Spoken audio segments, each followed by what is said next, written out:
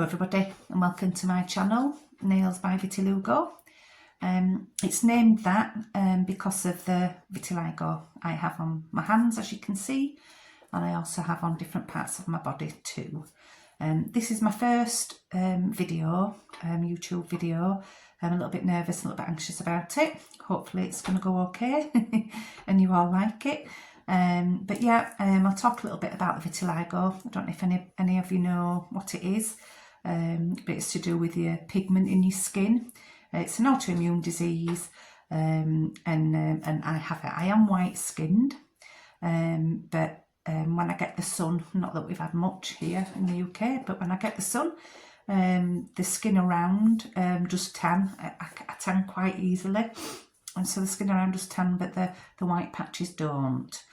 So they do become more prominent the more sun I get. Also, if I get a lot of sun and I have protected my skin, they can get a bit inflamed and a bit sore, and the white patches, so I have to be very careful. I also have tattoos. Obviously you can see that one. Just started getting them last year. Been wanting one for a long time and just plucked up the courage and got one on my wrist. The first place I decided to have one, well, not in place of, but obviously it's where there's a big white patch there. So I got that tattoo done, then I got one on each arm, and then I got one on my hand. This one has bled a little bit, so I am going to be getting one on my arm here. That's predominantly, hopefully, going to cover the dark patch that I also have, which you can be prone to with vitiligo. It's not just about the white patches, you can get darker patches as well, and that becomes more prominent the more sun that I get. And so I'm going to get a tattoo put on there and get it all blended in, so I'll show you that when I get that done. Hopefully before the end of this year I'll be getting that done. So I'm here today to talk about nails and what's got me here really.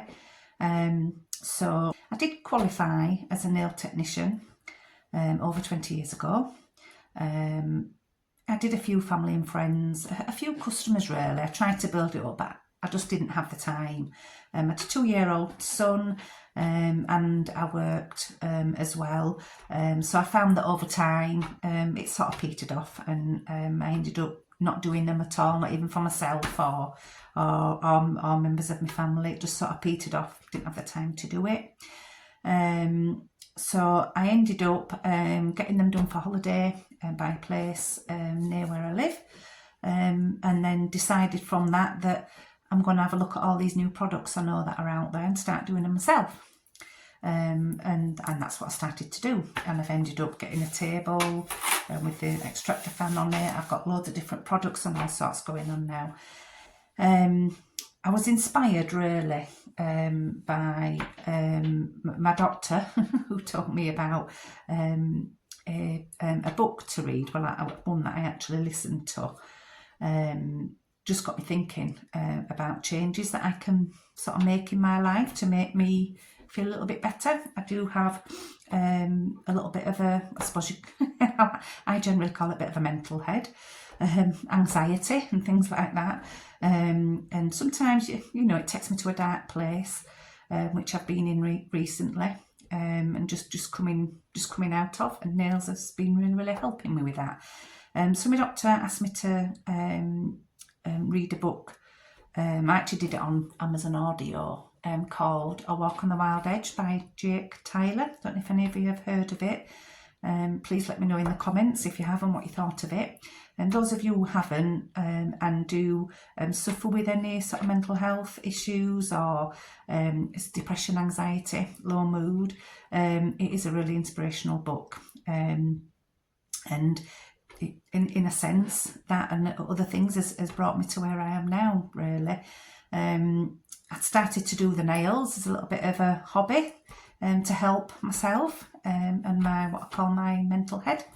And my stepdaughter said to me, why don't you do some YouTube videos?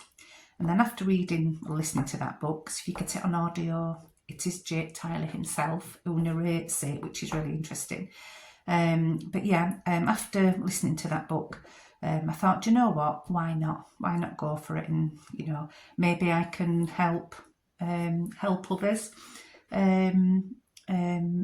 and I don't know, get a few laughs, put some smiles on a few of your faces. I hope. So I've got these nails done. I did them for this video. They're the longest nails I've ever had. Don't usually have them this long, so I'm finding things quite difficult. But I'll get used to them because I really like them. I've been practicing a bit of nail art and what have you on them, so I am really liking them. And with it being over 20 years ago when I did nails, there's all new products out there now. I did fiberglass and silk, but these are gel. But I'm also practicing now with a bit of acrylic and a bit of dipping powders, using gel and all sorts of different things going on at the moment that I've been practicing and that I'm really enjoying doing. And I will do more of the practical videos as I go in future videos as well. So I'm learning lots at the moment by looking at YouTube and finding it very interesting. So here I am with this video. Like I say, I'm learning lots from it, and maybe somebody can learn something from me, and I can put a smile on your face, like I say. Yes, so I'd also like to add that I do have a few cuts on my fingers, well, my thumb and my finger. They're a lot better now than they were, to be honest, but they have been really sore.